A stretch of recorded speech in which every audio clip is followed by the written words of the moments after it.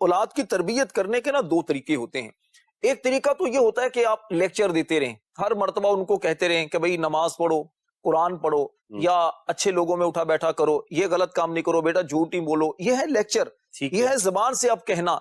ये बच्चे पर असर अंदाज उसी सूरत में ये चीजें होंगी जब आप उस पर अमल भी करेंगे। सही। बच्चा ज्यादा गुफ्तगू से सीखता है, गुफ्तगू से ज्यादा बच्चा माँ बाप के अमल से सीखता है। सही। अब देखिए छोटे छोटे से बच्चे हैं, 2-3 साल के हमारे घर में जो बच्चे होते हैं, आप घर में नमाज पढ़ें तो बच्चा भी आपके साथ खड़ा हो जाता है। छोटी बच्ची है, माँ के साथ खड़ी हो जाती है। आप कुरान पढ़ें और कुरान पढ़ते हुए आप अगर इमामा लेते हैं, टोपी ले लेते हैं और बाअदब तरीके से कुरान खोलकर पढ़ते हैं तो बच्चा आपको देखकर वो भी बड़े अदब और एहतराम से बैठ जाता है। उसकी वजह क्या है? बच्चा देख रहा है कि एक अच्छा अमल है। अब देखिए प्यारे आका सल्लल्लाहु अलैहि वसल्लम का मुबारक नाम मोहम्मद सुनकर आप अंगूठे चूमकर आंखों से लगाते हैं तो बच्चा भी उसे देखकर क्या करता है? अपने नन्हे नन्हे अंगूठे चूमने की कोशिश कर रहा होता है। तो माँ बाप अगर बच्चों की अच्छी तरबियत करना चाहते हैं तो उन्हें खुद अच्छा बनना पड़ेगा। बिल्कुल। दूसरी अहम बात देखिए, ये जो बचपन की जो उम्र होती है, कहा जाता है कि 8 साल तक अगर माँ बाप अपने बच्चे को करीब कर लेते हैं तो सारी जिंदगी वो बच्चा फिर माँ बाप के करीब रहता है। ठीक है।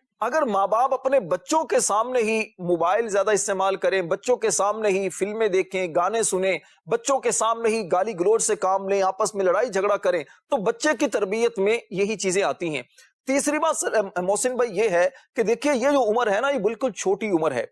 छोटी उम्र की मिसाल उलमा फरमाते हैं गीली लकड़ी की तरह है।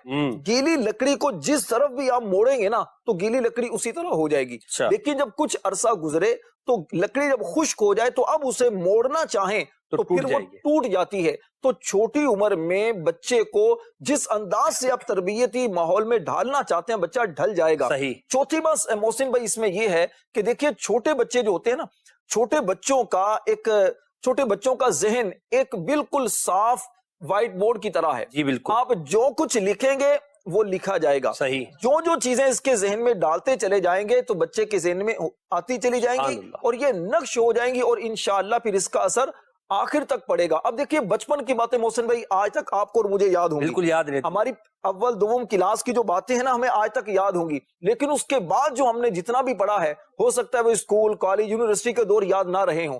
तो बचपन में आप अपने बच्चे को जो चीजें दे देते हैं, जो चीजें बच्चे को सिखा देते हैं, तो इंशाअल्लाह ये फिर आगे चलकर इसका बहुत अच्छा असर पड़ेगा।